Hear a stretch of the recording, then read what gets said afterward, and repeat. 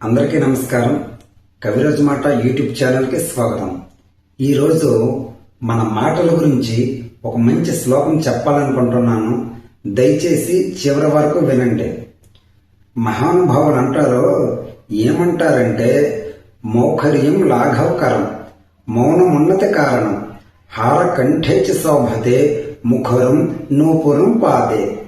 అంటే ఈ శ్లోకం యొక్క భావం ఏంటంటే మౌఖర్యం లాఘవకరం, మౌనం ఉన్నత కారణం. ఎవరైతే మౌనంగా ఉంటారో వాటికి సమాజం అనేది విలువిస్తుంది. ఎవరైతే 10 మందిలో ఎలా పడితే అలా మాట్లాడతాడో వాడు చులకనైపోతాడు, పలచనైపోతాడు. అది ఏ విధంగా అంటే అన్నారనమాట.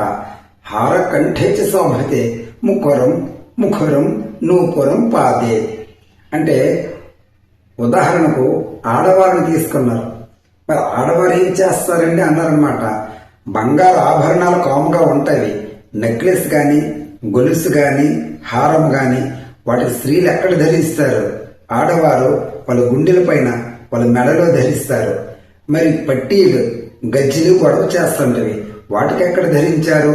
వాళ్ళ యొక్క కాళ్ళకు, పాదాలకు ధరించారు. సమాజం కూడా అంతే. ఎవరైతే కాముగా ఉంటారో సమాజం అనేది గుండెల పైన పెట్టుకుని చూసుకుంటుంది. ఎవరైతే ఎక్కువగా మాట్లాడతారో అలాంటి వాడిని సమాజం అనేది కాళ్ళ దగ్గర పెట్టుకుని చూస్తుంది. ఆడవారు కూడా అంతే కదండి. బంగారు ఆభరణాలు కాముగా ఉంటావు కదా, గుండెల పైన పెట్టుకున్నారు కదా, గజ్జీలు గొడవ చేస్తుంటావు కదా, కాళ్ళకు పెట్టుకున్నారు కదా, ఆ విధంగా అనమాట. అందుకు మాట్లాడినప్పుడు చాలా జాగ్రత్తగా, నిదానంగా మాట్లాడాలని మహానుభావులు అంటుంటారు. ఈ వీడియో నచ్చినట్లయితే దయచేసి సబ్స్క్రైబ్ చేసుకోండి, లైక్ చేయండి, షేర్ చేయండి, మంచిగా కామెంట్ చేయండి. స్వస్తి. తరువాతి వీడియోలో మరో శ్లోకంతో మీ ముందుకు రాబోతున్నాను.